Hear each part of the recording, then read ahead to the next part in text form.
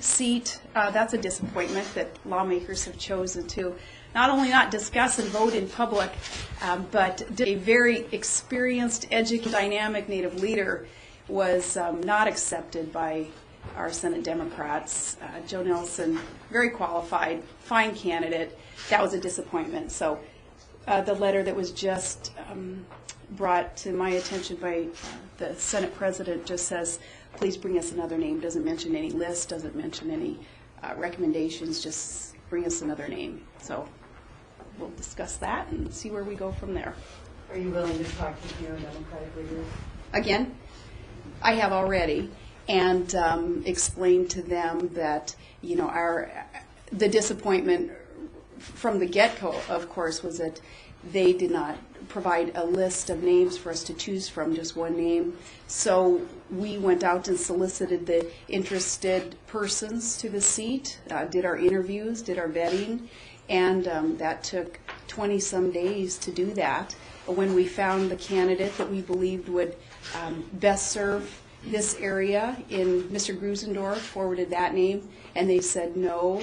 Then in speaking with those Democrat leaders, we explained to them that we had another person in mind, forwarded Joe Nelson's name, and we are where we are today. Are you willing to reconsider their list? I don't know if a couple of things on that. I don't know how interested, to tell you the truth, even those on their list are in this seat. They weren't on their original list.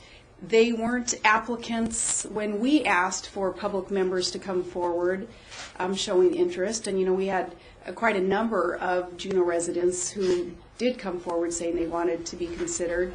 So those three new persons, we haven't even interviewed them. And again, the list that, or the letter that was presented to me this morning didn't mention anything about the recommendations of those three on that second list.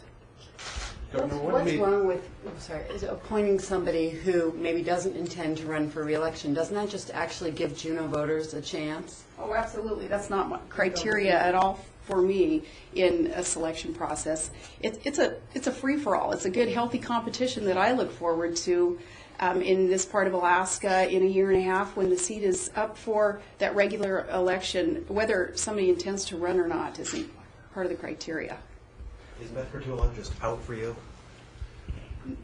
Nobody is just out. You know, again, with this latest round of rejection of a very qualified, experienced, educated young leader in this part of Alaska, it makes it tougher to figure out what it is that they are looking for, except for one's individual that they came to us with at the very beginning. If their heels are really dug in and they say it can only be that one person, then that makes this process a little bit more difficult, because we would like, again, to consider all those who are truly interested in the seat.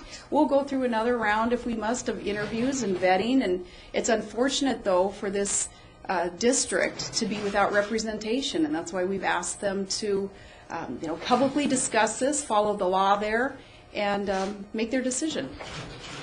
They made their decision today, but it wasn't in public. Can I talk about Wayne Anthony Ross? He's made statements such as he's called gays degenerates, immoral. Are those things that you agree with? I don't agree with probably many things that he has done or said over all these years in his 35 years of practicing law. He probably doesn't agree with a lot of things that I have done in my professional life either over all these years. We're never going to find anybody whom we 100% agree with. And I don't know if the statements that are being attributed to him, if all of them are true or not. You guys see how things work in politics and in the media too. There's a lot of false accusations out there. Did you not check to see if those kind of highly inflammatory statements were or were not true? And I'm very comfortable with Wayne Anthony Ross serving the state of Alaska as Attorney General. That's why I brought his name forward. So do you know whether or not he made the statements that were attributed to him? As I say, I don't agree with all of the statements that perhaps he has made over the last 35 years practicing law, but I am comfortable with him as my nominee for AG, and I hope that the lawmakers, and I anticipate that the lawmakers will say yes to him serving Acknowledge Alaskans. that the statements attributed to him were true, Governor. Is that, please, could I have a answer to my question? She's answered you, Bob. Well, she has answered it. We have a limited amount of time, Bob. Go ahead. Well, Leah. then you should answer it sooner. The question Bob. was